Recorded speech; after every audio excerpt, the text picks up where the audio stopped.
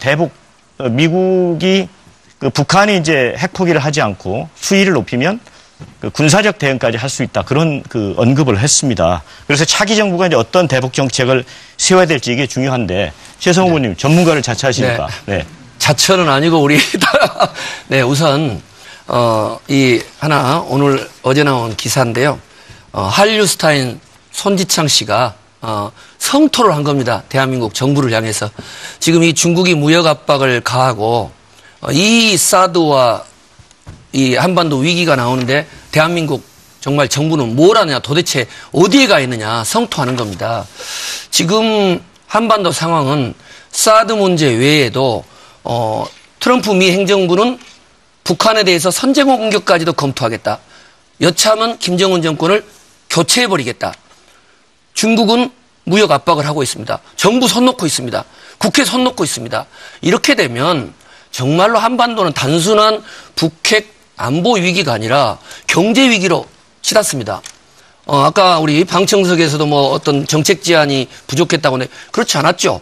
지금 5차례 되는 토론회 내내 저는 김대중 대통령식의 북핵 일괄 타결로 사드 문제 그리고 북핵 문제를 풀어야 된다. 왜? 미국이 사드를 배치한 이유는 북핵 문제를 풀자고 한 겁니다. 그러면 빨리 황교안 대행이 국회에 함께 초당적인 방북단을 미국에 가서 북핵 문제와 사드 문제를 풀기 위한 여러 가지 한미동맹 차원에서의 해법을 해결하고 그리고 곧바로 중국에 가서 중국의 한반도에 대한 한국에 대한 무역 압박은 국제법 명백한 위반입니다. 왜 중국에 대해서 큰 소리를 못합니까? 그리고 그로 인한 여러 가지 피해 대책을 국회에 보고를 해야 되는 것이죠.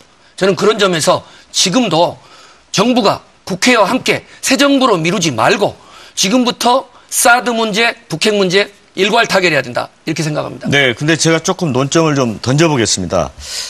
중국을 설득하면 좋은데 차기 정부 들어섰는데 사드 관련해서 중국 설득이 안 된다. 그러면 그 대안으로서 사드 배치를 처리하고 다시 미국에 되돌려 보낼 수 있지 않겠습니까?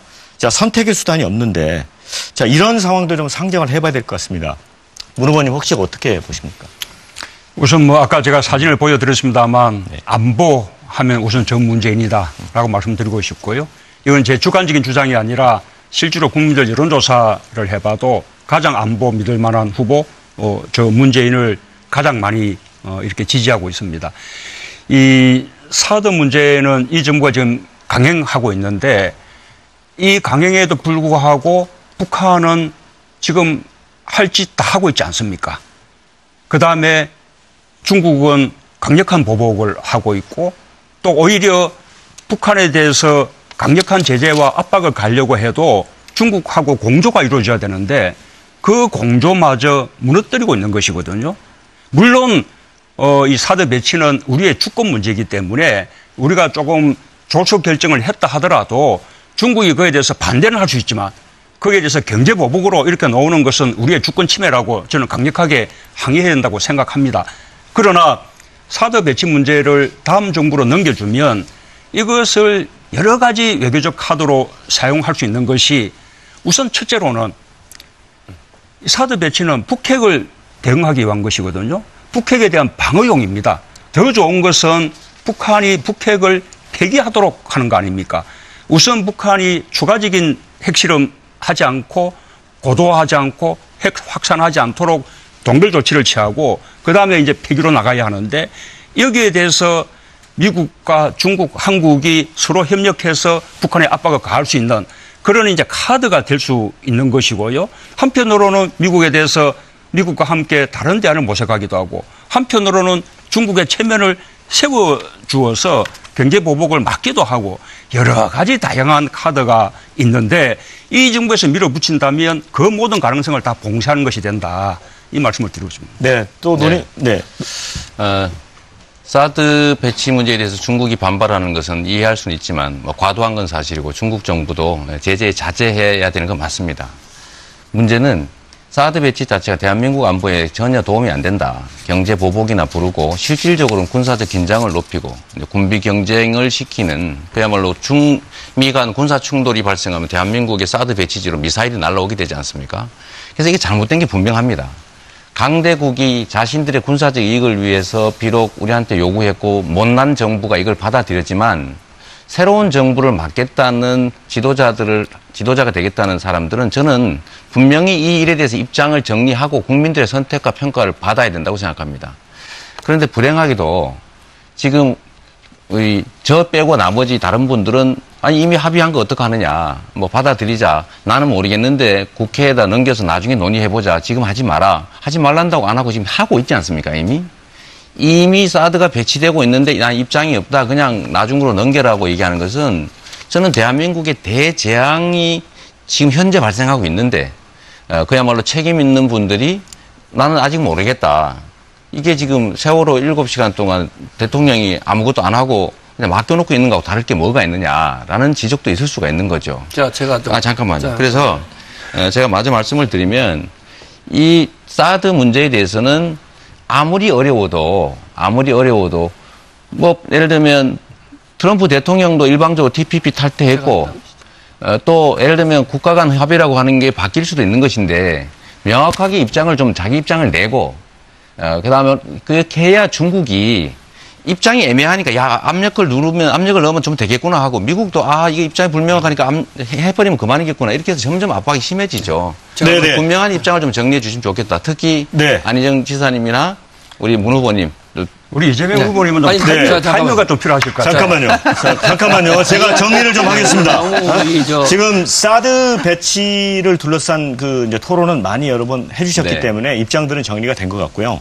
제가 질문 드리고 싶은 부분은 사드 배치를 지속할 수밖에 없다. 이렇게 주장하는 분들의 그 지적 중에 첫 번째 하나가 우리가 이를 처리할 경우에 중국의 압력에 굴복하는 모양새다. 이게 중장기적으로 한중 관계에 악영향을 끼칠 수 있다. 이런 그 부분 하나고 또 한 가지는 이제 트럼프 행정부하고의 관계가 뒤틀릴 수 있다.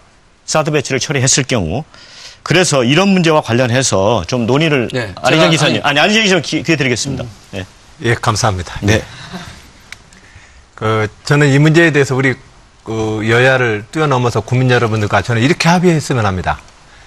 아쉽지만 대한민국의 국방 안보는 한미 군사 동맹의 기초에서 세워져 있습니다.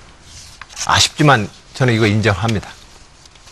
그러나 그렇기 때문에 한미 군사 동맹에서 방어무기 체계제를 획득하는 문제에 대한 그 군사 동맹의 합의를 저는 그래서 존중한다고 얘기했던 것입니다.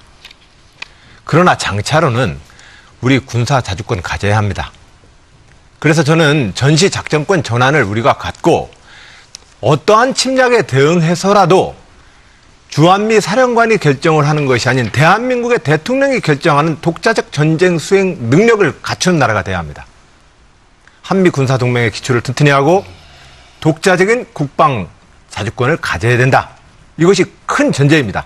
이것을 갖고 주변 국가와 논의해야 될 것은 중국에게는 이 한미 동맹이 어떠한 경우든 중국을 적대하지 않는다는 사실에 대해서 우리는 한중 협력 동반자 관계를 통해서 신뢰를 얻어내야 합니다. 박근혜 정부가 이 신뢰와 협의를 못한 것입니다. 저는 그것이 바로 졸속 정부의 아주 치명적 실수였다고 생각을 합니다. 앞으로 책임 있는 정부를 다음에 좀 구성을 해서 국민 여러분 이 문제 풀려고 노력하겠습니다. 끝으로 지금 현재 상해나 북경 등 많은 또 우리 지역의 많은 중소기업들이 중국과 상대해서 지금 엄청난 고통에 빠져 있습니다. 국민 여러분 정말 미안합니다.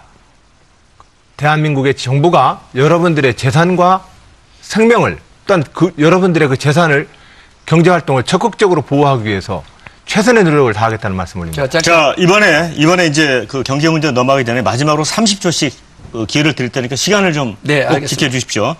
자, 이제 사드 배치가 사실은 아까 이재명 후보님도 말씀하셨지만 미중 간에 약간 미묘한 힘겨루기의 한 단면도 있습니다. 이게.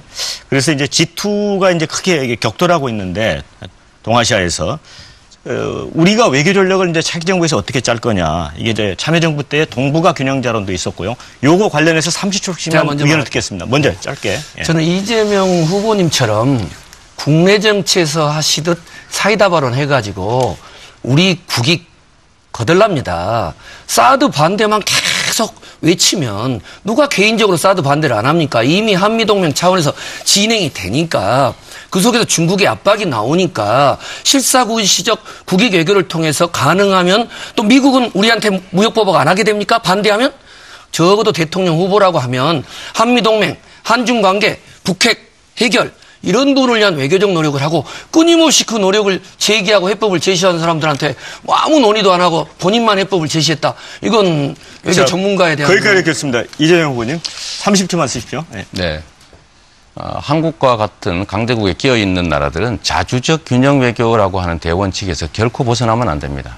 잘못 들어서면 망합니다. 그렇기 때문에 이 잘못 들어선 이 사드 문제도 자주적 균형 외교라는 관점에서 명확하게 지금 어긋나기 때문에 이것은 처리하는 게 맞고 처리하는 게 국익에 도움이 되기 때문에 하는 것이지 이게 예를 들면 한미 관계를 훼손한다? 미국 싫어하겠지요. 싫어하지만 어떤 힘을 써서라도 슬기를 발휘해서 지도력을 가지고 그냥 뚜렷한 신념과 철학을 가지고 밀어붙일 수 있는 그래서 그런 신념이 필요하다. 그래서 정말 지도자의 자질이 중요하다 이 말씀드리고 네. 싶습니다. 자, 문재인 후보님. 네. 예, 이 문제는 어떤 원론이라든지 거창한 이야기가 필요한 것이 아니라 자기 자신이 대통령이라고 생각하고 국익을 중심에 놓고 생각하는 그런 자세가 필요합니다. 우리에게 안보에 있어서는 미국이 너무나 중요합니다. 한미동맹이 우리 안보의 근간인 사실을 우리가 부정할 수가 없습니다. 또 한편으로 경제적으로는 집도 중국이 너무나 중요합니다. 미국이냐 중국이냐 어느 한쪽을 선택해야 되는 상황으로 만약에 몰아간다면 그것은 그야말로 우리에게는 큰 비극입니다. 우리는 미국도 붙잡아야 하고 중국도 붙잡아야 하는 것입니다. 그래서 사드 문제를 다음 정부로 넘겨주면 외교를 통해서 양쪽을 다 붙잡을 충분한 보관을 가지고 있고 자신이 있다라고 말씀드리는 것입니다. 자, 마지막으로 안희정 후보님. 네. 안보 외교는 우리의 경제이고 우리의 밥이고 우리의 생명입니다. 5,000년 이 땅의 역사가 이미 안보 외교를 잘할 것을 우리에게 명령하고 있습니다. 근데 이 안보 외교의 해법은 서희의 외교술만 가지고는 안 됩니다. 핵심적으로는 국민이 단결해야 된다고 저는 믿습니다. 국민의 민주적인 단결 없이 그 어떤 지도자도 안보 외교 노선을 풀 수가 없습니다. 저는 국민을 단결시키고 싶습니다. 왜냐하면 안보 외교가 우리의 모든 것을 걸고 있기 때문에 그렇습니다. 국민의 단결들을 꾀하기 위해서 좋은 정치 리더십을 만들어 보겠습니다. 네. 자, 감사드리고요. 자, 경제 쪽에서는 저희가 지금 시간이 많지 않기 때문에 일자리 대책, 그다음에 비정규직과 정규직 문제, 이 대기업과 중소기업의 격차에서 요 문제를 좀 좁혀서 논의를 하겠습니다. 청년 실업률이 지금 10%가 넘지 않습니까? 지금 특히 예를 들어 뭐 학원에 다니고 있거나 이런 젊은 층까지 생각하면 350만 명이 될 것이다. 이런 지적도 있습니다. 문 후보님, 이 청년층 일자리 정말 확실하게 만들어내시겠습니까? 이번에는 문 후보님 말고 다른 분이 그렇습니다. 제가 먼저 좀 하면 어때요? 그럼 이재명 후보님 양보하시겠습니까? 계속 문 후보님 먼저 양보하시겠습니까? 양보하시죠. 한번. 하시죠. 네, 양보하시죠. 네, 이재명 후보님. 아니, 서로 양보하시면 발언 네, 총량들을 좀 정해야겠어요. 네, 네. 발언 총량하면 우리 후보님 자, 제일 말씀하십시오. 많으십니다. 네. 일자리 관련해서 문 후보님 제가 대책을 한번 봤는데요. 81만 개 공공일자리 만든다고 하셨지 않습니까? 그중에 보면은 17만 개를 뺀 나머지 64만 개는 기존에 있는 일자리더라고요. 기존에 있는 일자리를 조금 개량하는 수준이었습니다. 근데 국민들한테는 81만 개 일자리 만든다고 해서 국민들은 야 81만 개 생기는구나 이럴 수 있지 않습니까? 그래서 그거는 나중에 좀 한번 발언하실 때 한번 해명해 주시면 좋겠고요. 저는 청년 일자리 정말로 중요한데 그래서 몇 가지 만들어 봤습니다. 전문 모병 한 10만 정도, 산업기관 요원 10만, 소방, 경찰, 노동경찰, 교원 한 10만 정도, 그 다음에 복지, 보건, 보육 한 10만 정도를 만들면 좋겠다고 생각하고 또 민간에서 52시간 이상 강제로 불법 노동하는 거, 요걸 줄이면 한 33만 개 일자리가 만들 수 있고요. 그 다음에 초과 근로수당 실제로 지급하지 않고 계속 초과 근로를 많이 시키기 때문에 전 세계 최장 시간 노동을 하고 있는데 이 초과 근로수당 1.5배 철저히 지급하게 하면 정말로 일자리가 한 15에서 20만 개는 자연스럽게 늘어난다. 이런 게 진짜 일자리 정책이라는 생각이 듭니다. 그래서 최저임금 만원, 노동정찰을 통한 철저한 노무관리, 노동권 강화 이런 걸 통해서 일자리 질과 양을 늘리는 게 중요하다 이렇게 생각합니다. 네, 공공부문 일자리 늘리는 거에 대해서 질문을 하셨으니까 문 후보님이 이번에는 답변을 하시는 게 좋을 것 같습니다. 우선 좀 일자리 문제, 특히 뭐 청년 실업 문제는 거의 뭐 국가 재난 수준입니다. 그래서 특단의 대책이 필요하죠. 아직도 뭐 민간에 맡겨야 된다라고 하는 것은 너무 안이한 이야기라고 생각합니다. 민간에서 일자리 만드는 것을 활성화되게끔 뭐 4차 산업혁명에서 신성장 동력 만들어내고 또 창국국가 만들고 사회적 경제 활성화시키고 이런 노력 필요하지만 그건 시간이 걸리기 때문에 우선 단기 대책으로 공공부문에서 많은 일자리를 만들어내야 한다고 생각합니다. 현실성이 있느냐라고 주장하는데 이미 우리 당의 정책 공약입니다. 경찰, 소방, 그다음에 교육, 뭐 복지 늘리겠다. 우리 공약 아닙니까? 또 보육도 공공어린이집, 공공유치원 30% 이상 40% 이상 늘리겠다. 또 공공의료 확충하겠다. 치매 전문병원 각지 만들겠다. 어린이 재활병원 만들겠다. 이런 거 다 하면 자연스럽게 공공부문에서 일자리가 많이 늘어나는 것입니다. 그러면 언제까지나 그렇게 계속 국가 예산으로 이렇게 일자리 만들어야 되느냐? 저는 우선 뭐 국가 예산의 쓰임새에서 일자리 만들기보다 더 중요한 쓰임새는 없다고 생각하고요. 그러나 끝없이 갈 필요는 없는 것이 2020년대 초반쯤 되면 청년 취업청 인구가 격감하기 시작해서 5년 정도에 100만 명씩 줄어가는 정도로 빠르게 줄어듭니다.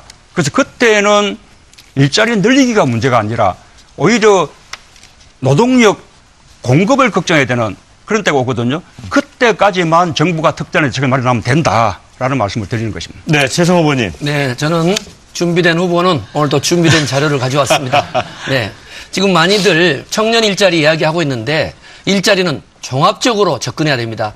무엇보다 중요한 건 8,000조에 달하는 1인당 약 1억 5천이 넘는 국가 통합부채 어떻게 관리할 겁니까? 관리해내야 되고 그리고 대기업과 중소기업 간의 상생발전 이루어내야 되고 또 지방자치 분권을 통해서 대기업들 지방으로 내보내야 그리고 특별한 인센티브 줘서 지방경제, 지방기업 살려내야 됩니다. 그리고 구체적인 일자리는 우리 문 후보님, 이 후보님 계속 공기업이냐, 공공분야냐, 민간기업이냐 싸우시는데 싸우지 마세요. 공공분야도 늘리고 민간기업도 늘리고 총체적인 이런 일자리 프로젝트 해야 되고 저희 고양시에서 야당 시장인데도 불구하고 20만 개의 일자리 창출을 만들어내는 고양 통일한국의 실리콘밸리 프로젝트 추진됩니다. 전국적으로 확산시키고 청년 일자리 창출 만들어내겠습니다. 네, 자 안희정 후보님. 네. 예, 정부를 이끄는 저희들 입장에서 당장 구체적으로 약속할 수 있는 분야는 국가 재정이 투입되어서 당장 늘어나는 일자리 분야에 대한 약속만큼은 저희들이 확실하게 약속할 수 있습니다. 그 분야가 이제 우리 이재명 후보님이나 문재인 후보님도 지금 말씀하고 계시는 공공 분야에서의 공공 서비스, 공공 복지, 돌봄 서비스 등 국방 다양한 분야에서의 공공의 일자리 창출을 효과적으로 하겠다는 약속입니다. 예, 저도 그 기조를 공유합니다. 다만 지금 현재 우리 최성 후보님이 잠깐 걱정을 해주셨는데 미국의 연준이 금리를 인상하기 시작했습니다. 우리에게는 지금 아주 매우 심각한 상황으로 향후 2, 3년을 대비해야 합니다. 현재 1,400조에 이르는 가계부채에 현재의 상태에서 이율이 오르면 원리금을 낼 수 없는 가게들이 우후죽순으로 늘어납니다. 대략 잡아도 111만 가구 정도가 된다고 그럽니다. 또한 현재 지금 대우조선을 포함해서 현재의 영업이익으로 도저히 운영이 안 되는 많은 산업들을 우리는 지금 가지고 있습니다. 이 산업 구조조정 해야 합니다. 그래야만 세순이 올라와서 거기서 우리의 일자리가 만들어집니다. 이러한 분야에 대한 정부가 어떻게 위기를 대응할 것인지에 대해서 저는 세 가지로 말씀을 드렸습니다. 지금처럼 개방형 통상국가 안보외교를 튼튼히 해서 경제 영토를 넓히겠습니다. 혁신주도형 경제성장을 통해서 R&D와 교육, 대학 정책을 강화함으로써 새로운 산업과 투자가 일어나도록 하겠습니다. 민주적 시장 경쟁을 통해서 노동시장의 정리 그리고 임금 격차를 해결하기 위한 동일가치노동, 동일임금 등 사회적 제도를 혁신하겠습니다. 이런 틀을 통해서 장기적인 우리의 일자리 구조를 만들어내겠습니다. 네, 뭐 이제 그 약간씩 시간도 오버하고 이런 그 후보님도 계시기 때문에 우리 문 후보님하고 이재명 후보님께 한 30초씩 두 분께만 기회를 드리겠습니다. 제가 먼저 하는 게 어떻습니까? 네. 왜냐하면 기회를 드리려고 그래요. 우리 문 후보님한테. 자꾸 시간이 흘러갑니다. 네, 제가 아까 그 말씀 드렸지 않습니까? 81만 개의 공공 일자리를 만든다고 하셨는데 실제로는 17만 개밖에 없고 64만 개는 이미 있는 일자리의 질 개선이더라고요. 제가 내용을 들여다보니까. 일단은 재원을 어떻게 만들지 하는 얘기 한 말씀 좀 부탁드리고요. 또 한 가지는 국민들한테 왜 81만 개라고 얘기를 했냐. 이 뻥튀기 공약 아니냐. 이 말씀 한번 드리고 싶습니다. 네, 문 후보님. 재원 대책은 제가 이미 밝혔기 때문에 네네. 따로 뭐 이 자리 네. 아깝게 네. 쓸 생각은 없고요. 네. 이 우리가 경제 민주화 이야기하고 또 재벌 개혁을 이야기하는데 경제 민주화와 재벌 개혁을 이야기하는 그 목표도 궁극의 목표는 결국은 일자리와 노동 문제를 해결하는 데 있습니다. 대기업과 중소기업 간의 거래를 공정하게 만들어서 하청 중소기업들을 살리고 그래서 중소기업들의 처우를 높여주고 거기에 대해서 동일 기업 내 동일 가치 노동, 동일 임금 원칙을 법제화해서 정규직과 비정규직, 남성과 여성 임금 격차를 없애고 또 공정임금제 도입해서 대기업과 중소기업 간의 네. 임금 격차를 완화시켜주고 이렇게 하는 것이 결국은 경제민주화 또 재벌개혁의 궁극의 목표라고 생각합니다. 경제민주화 이렇게 하면 다들 재벌개혁만 이야기하는데 그것이 아니다라는 말씀을 드리고 싶습니다. 네, 지금 더불어민주당 제가 대선 후보 말씀드린 것도 경선 대답을 안 토론이 하셨어요. 진행되고 있는데요. 자, 오늘 토론이 아주 좀 뜨거워서 그런지 다음 대통령에게 바라는 점에 대해서 시청자 의견도 지금 굉장히 많이 올라오고 있습니다. 유료 문자 샵 1500으로 들어온 의견 몇 건 소개를 해드리고 마무리하도록 하겠습니다. 휴대전화 끝번호 5772번님께서 주신 의견입니다. 과거와 단절할 수 있는 후보가 대통령이 되었으면 좋겠습니다. 이런 얘기를 해주셨고요. 아마 그 대통령이 되셨어도 과거하고 단절할 수 있어야 된다. 그런 의미인 것 같습니다. 그다음에 0202 사교육에 대한 대책 꼭 부탁드립니다. 그다음에 7371 몸이 아파서 앓고 있을 때 가장 우선되어야 할 것은 진단인데 진단은 이미 나와 있습니다. 완전한 치료도 이 건강한 대한민국을 만드는 대통령을 원합니다. 이런 의견 주셨고요. 2781번입니다. 처음과 끝이 같은 대통령을 필요로 합니다. 국민들을 위한 공약들을 선거 때만 쏟아내는 것이 아니라 약속을 끝까지 지키는 리더가 되셨으면 합니다. 마지막 언급이 아주 특히 저는 마음에 와 닿는 것 같습니다. 자, 의견 주신 모든 분들께 감사드리고요. 시간 관계상 모든 의견을 다 소개해드리지 못했는데요. 자, 주신 의견은 일요토론 홈페이지를 가시면 바로 확인하실 수 있습니다. 자, 이제 시간이 얼마 남지 않았습니다. 그래서 그 네 분에게 마무리 시간 한 30초씩을 드리겠습니다. 저희가 추첨을 했는데 순서가 지금 안희정 후보가 먼저십니다. 네. 민주당을 사랑하고 지지해 주신 국민 여러분, 그리고 지난번 선거에서 새누리당과 박근혜 대통령을 찍었지만 촛불광장에 함께 참여해 주신 국민 여러분, 저 안희정이 새로운 대한민국의 길을 만들어 보겠습니다. 기존의 진영을 뛰어넘어 보겠습니다. 국가의 위기 때문입니다. 우리는 새로워져야 합니다. 안보, 경제, 그리고 정치의 위기를 극복해내는 다음 정부를 만들고 싶습니다. 저의 모든 제안은 바로 그런 새로운 대한민국을 향한 도전입니다. 국민 참여 경선에 많이 참여해 주십시오. 새로운 역사를 만들어내겠습니다. 감사합니다. 네, 최성 후보님. 네, 최성입니다. 당장의 인지도와 지지도에 너무 연연해하지 마십시오. 이명박 대통령, 박근혜 대통령 얼마나 인지도 높고 지지도 높았습니까? 나라 꼴이 이 모양입니다.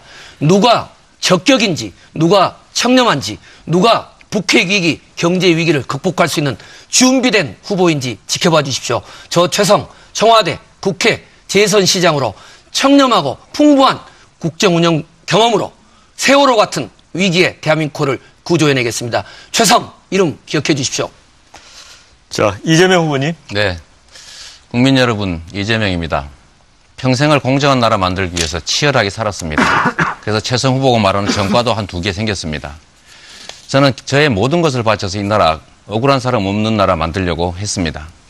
앞으로도 국민 여러분이 바라시는 나라, 공정한 나라 아닙니까? 대통령과 정치 세력이 바뀌는 게 아니라 그야말로 우리의 삶이 바뀌는 공정한 나라, 이재명을 통해서 만들 수 있습니다.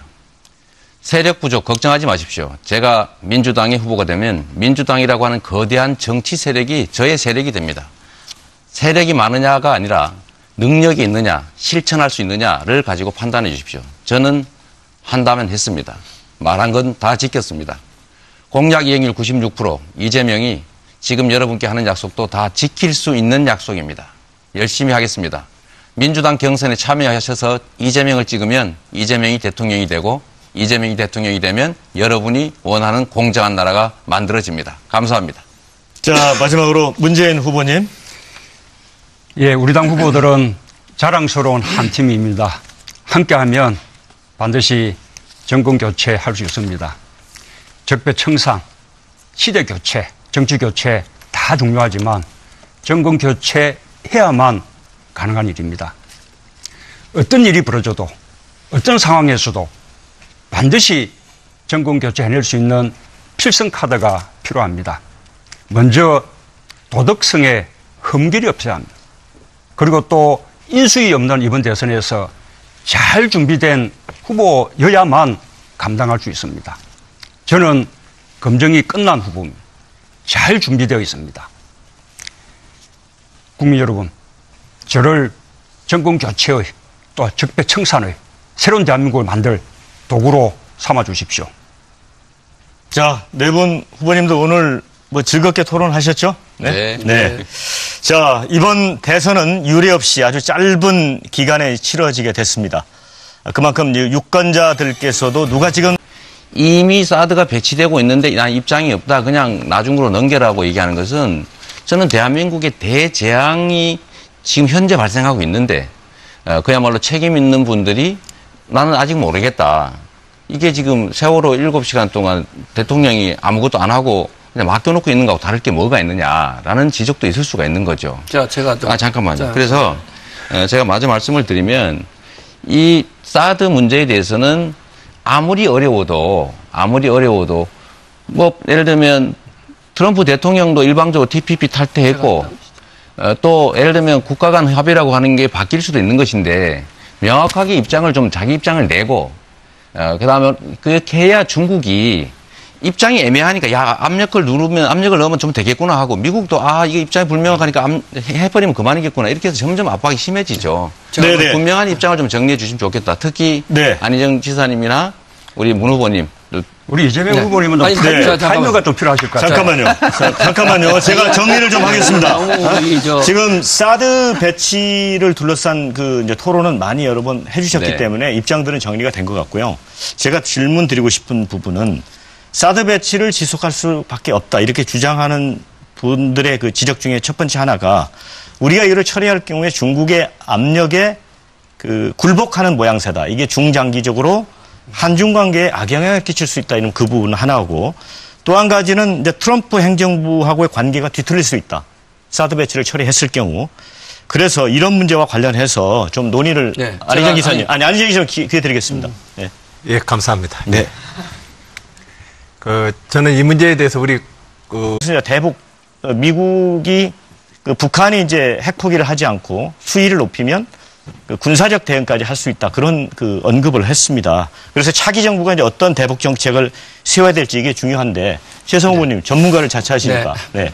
자처는 아니고 우리 네, 우선 이 하나 오늘 어제 나온 기사인데요. 한류스타인 손지창 씨가 성토를 한 겁니다. 대한민국 정부를 향해서.